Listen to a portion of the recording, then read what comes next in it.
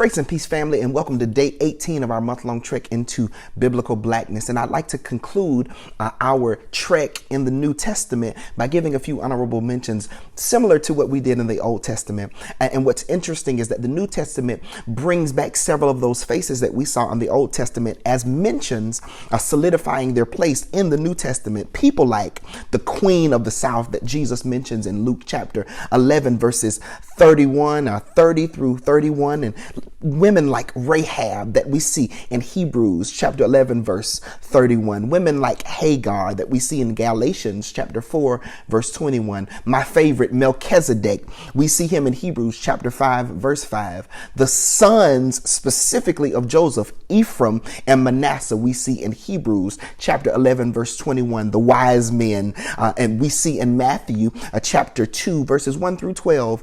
Queen Kandake, or what we call Queen Candace, Acts chapter 8, verse 27, and individuals like Lucius of Cyrene. We see him mentioned in Acts chapter 13, verses 1 through 3.